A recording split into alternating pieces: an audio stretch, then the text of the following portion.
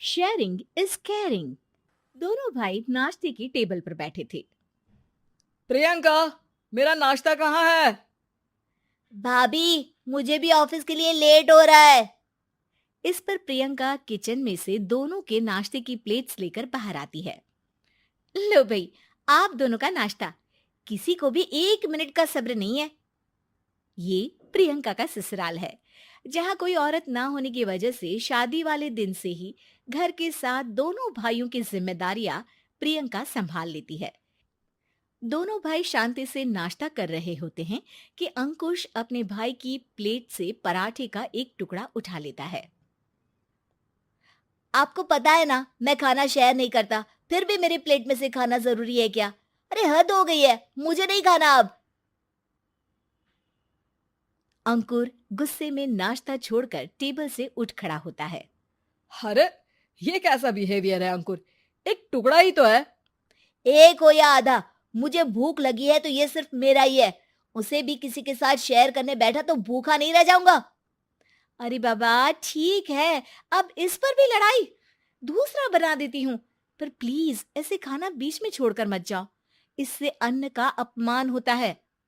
ओ please भाभी, ऐसी कोई चीज होती ही नहीं है।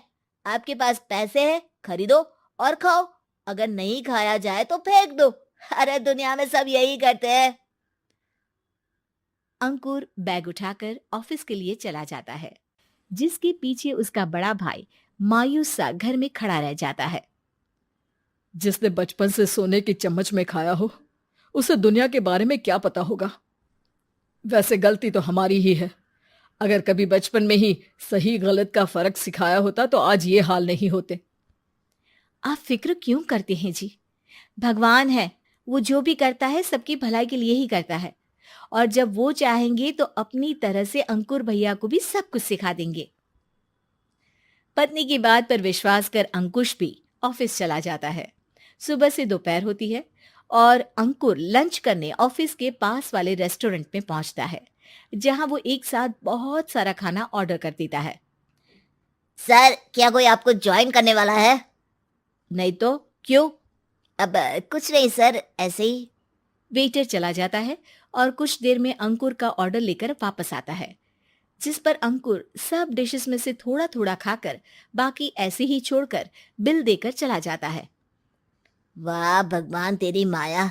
कहीं कोई एक एक टुकड़े के लिए तरसता रहता है और ये 5 लोगों का खाना ऑर्डर करके एक का भी पूरा नहीं खाते।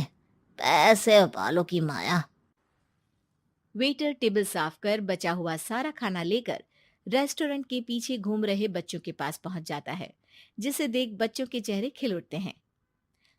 वाह, आज इतना सारा खाना आया। थैंक यू भैया।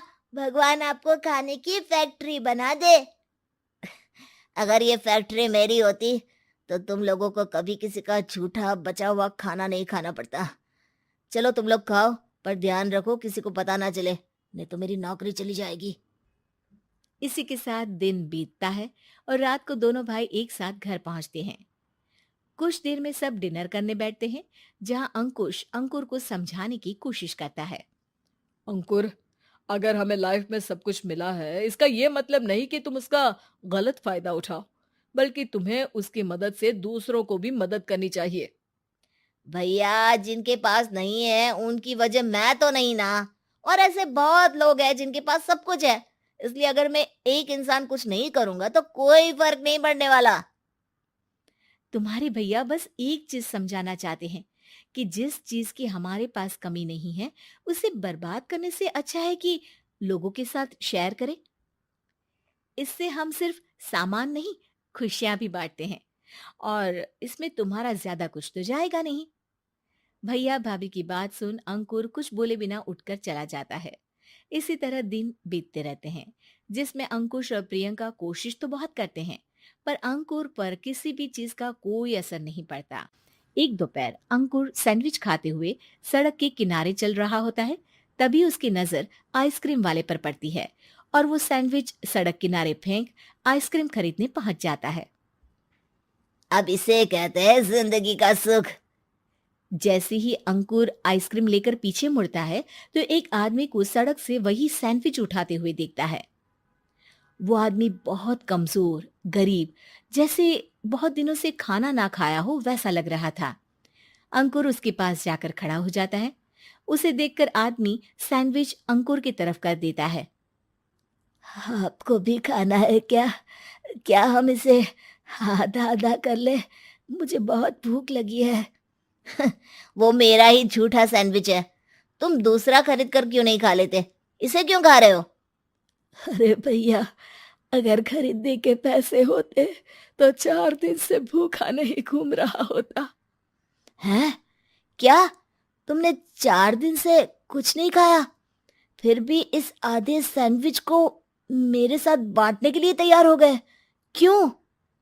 अरे भैया, पैसा नहीं है तो क्या हुआ, इंसानियत आज भी उतनी महंगी नहीं हुई, और ना ही उस पर अमीर गरीब का टैग लगा है जो हम उसे रख ना सके।